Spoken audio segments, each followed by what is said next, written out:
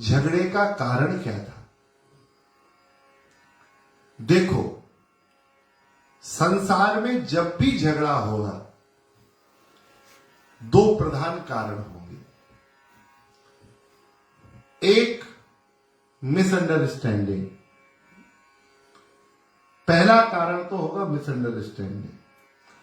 हम अपनी बात समझा ही नहीं पाएंगे और झगड़ा हो जाएगा। हम चाहते कुछ और हैं कहना और समझ जाएगा कोई कुछ और, तो झगड़ा हो जाएगा। और दूसरा झगड़ा होता है लोभ के कारण, जहां हम अपने परस्पर प्रेमी से अधिक की चाह रखें। संबंध चलते हैं त्याग से। यदि रिलेशन चलाना है तो आपको त्याग करना पड़ेगा। बिना त्याग के कभी रिलेशन नहीं चलते।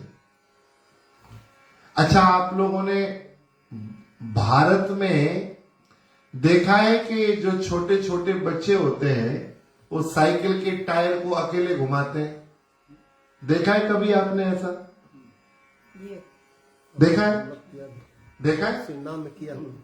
सूरीनाम में ये इन्होंने तो किया है। देखो, एक टायर अकेला होता है और उसके पीछे दौड़ते हैं, उसे हाथ से ऐसे ऐसे गोल गोल घुमाते हैं। हाँ, डंडा से। ये पक्के में इन्होंने अच्छे से देखा है। तो आप सबने देखा है ना? तो जब वो एक पहिया होता है, एक साइकिल का पहिया, और अपन उसको डंडा से घुमाते हैं, तो वो पहिया कभी ऐसे होगा, कभी ऐसे होगा, कभी ऐसे होगा, फिर दौड़ेगा। हम जितनी तेजी से घुमाते जाएंगे उतनी तेजी से दौड़ता जाएगा। होता है कि नहीं होता? लेकिन वही पहिया जब एक दूसरे पहिया के साथ जोड़ देते हैं साइकिल में, तो फिर वो ऐसे ऐसे होता है क्या? फिर वो आगे वाले पहिए को देखता है, और जैसे आगे वाला पहिया सीधे सीधे चल रहा है, ऐसे ही पीछे वाला पहिया सीधे सीधे चलता है। बस ठीक रिलेशन की स्थिति यही है। जब हम अकेले हैं, माता पिता के घर हैं, तब हम ऐसे भी होंगे, ऐसे भी होंगे।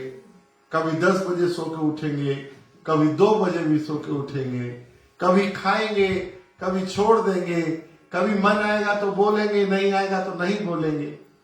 माता पिता के घर है तब हम ऐसे अकेले पहिया।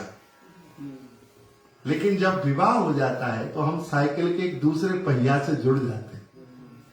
अर्थात एक परंपरा, एक परिवार, एक फैमिली रिलेशन से जुड़ते हैं। क्योंकि एक व्यक्ति का संबंध नहीं होता ना, पूरे परिवार का संबंध होता है। तो हम एक दूसरे आदमी से जब जुड़ जाते हैं तो फिर आवश्यकता है, अब वो जैसे जैसे चल रहा है हमको उसके अनुसार चलना है, वैसे हमारा जीवन चले। और उसके लिए करना पड़ेगा त्याग, अपने मन की कामनाओं का, अपनी मन की वृत्ति का, अपने मन की भावना का, अपनी चाह का हमें त्याग करना पड़ेगा। जब त्याग करोगे तभी महाराज घर में शांति रहेगी, और नहीं तो आ देखें जरा किसमें कितना है दम, फिर तो युद्ध हो ही जाएगा, 100% हो जाएगा। कोई नहीं बचा सकता युद्ध को। आजकल तो युद्ध भी विचित्र होते हैं। पति पत्नी में युद्ध होता है तो सबसे पहले वो बोलना बंद कर देते हैं।